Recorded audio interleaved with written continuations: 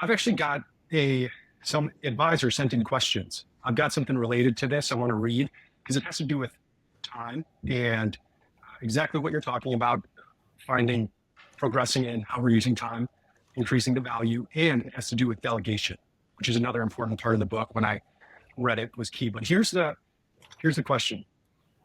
So my biggest challenge right now is prioritizing my time. Would love to hear video. Okay, he asked for videos on this, but I want to ask you, Shawn. I need help adding the first staff or support person to our team. So often we hear about, sorry, this is a little bit messy, but I'm just trying to get the question. Yeah. Often we hear about, we have a team of 4 advisors or 7 staff people. Well, how did you take the first step? So this is a solo guy. Carl, thank you for sending in the question. Solo guy, time management, and then the first hire. What ideas would you give to him as he's thinking about this? Okay, so here's what separates what I would say is a true coach versus a lot of people give concepts and we don't go deep enough into the problem and we don't understand the source of the problem well enough. So what I would say is the first step is not a soundbite. Now, the quote that he needs to know, and Carl, you need to know this, it's productivity without priority is not productive. I think of it as just trying to fulfill the needs of the day versus prioritizing where your time should be going. We have to understand this. And here's what separates what I would say is true coaching that identifies the source of the problem versus kind of a soundbite. And you can't solve this problem if you don't understand where your time is being spent. I've dealt with people all the time. They're like, these concepts make sense, but they're like, but I just don't get it. It's just not working. So when we work with advisors and we coach them, Dave, the first thing we do is we say, throw away everything you think you know. I want to know a clear, accurate snapshot of where your time is going. So I often do an exercise, Dave, with our people, and I'll say, over the course of 1 week, I want you to literally monitor every hour of every day so I know what's actually consuming your time. And what's really cool is this is an honest assessment that can't be argued. I'll share with you an example. I had a woman years ago, and she was in her late 50s, and she said, Shawn, I just can't take this anymore. She goes, I'm working 60, 70 hours a week. And I said, well, let's zone in. Let's work on this together. Where's your time being spent? And I said, will you do me a favor? And I gave her a worksheet. And by the way, people who get the book will have access to the actual worksheet. And I said, I want to know every hour of your time over that 60, 70 hour week, where it went. And then I said, next week we're going to meet, and we scheduled a meeting the following Tuesday. The next Tuesday, she came to me and we did a call, and I was like, let's go through your homework. And she said, I didn't have time to do it. Yeah. And I'm like, okay. So then I asked her, I said, can I just do this for you? And she goes, yeah. And I called her right hand in the office and I said, here's the deal. I've got permission. I need you to mirror her, shadow her next week, and I need you to throw away everything else you think you need to do.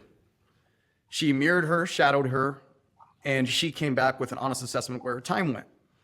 This woman who was doing, 60, 70 hours a week was burnt out. Within a month, we moved her schedule to 40 hours a week and her productivity increased. Mm. How is that? We found that she was stuck in the muck doing things out of habit that she should not be touching. And I'm going to give you an example.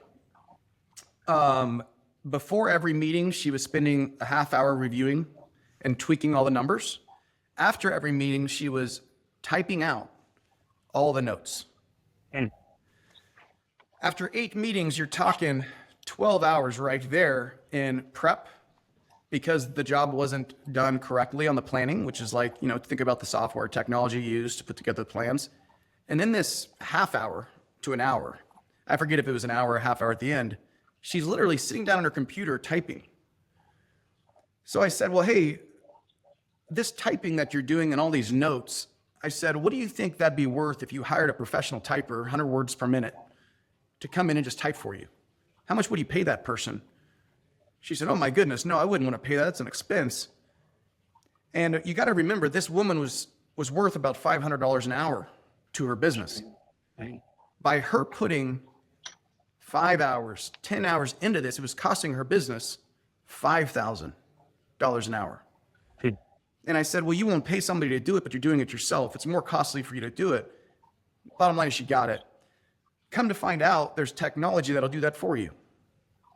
I said, why don't you just use this technology and just speak your notes, and then within 4 hours, it comes back to you. And it's already typed. And more importantly, it doesn't go to you. It goes to your right hand, who then formats the notes for you. And she goes, well, I didn't know that existed. So here's the big point. I'm giving you a little example, Dave, but you can't solve a problem you don't understand and you don't see. And I think a lot of times we stay so high level on business, lessons and learnings that we aren't willing to go into the details to understand what's the source of this pain, what's the source of this problem.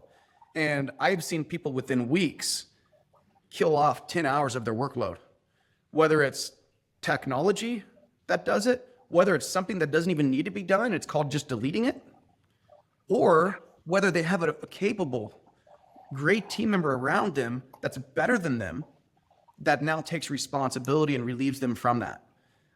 So that's what I would say is really the starting point on understanding how to scale your time. I love it. I'm a big fan of the do not do list. So doing the exact same thing and then just checking the ones or highlighting the ones like, man, I wish I didn't have to do that today. Or that looks like, that's a waste of time. Making that the job description. Well, yeah. The other thing there, Dave, is the things that are wasting our time are the things that are bringing misery in the workplace for us. Yeah. There's no reason for you to own a business if you're going to be stuck doing a lot of things you don't like. I'd rather just work for somebody else and do what I love. So there's another part of the equation here that I think is important. It's understanding what's an hour of your time worth. And I mentioned this woman it's about $500 an hour. It's really an easy exercise. It's what's your total revenue divided by around 2,000 hours, which is 40 hours, 50 weeks, as a very quick guesstimate. You can make it more accurate if you like. That'll give you your hourly wage. That is your overall hourly wage, consuming you're a solo advisor, like I think Carl might be. Let's say he's $1 million in revenue, divided by 2,000 is $500 an hour. He now has to look at, and you now have to look at your time on an hourly basis to only do activities that are $500 an hour.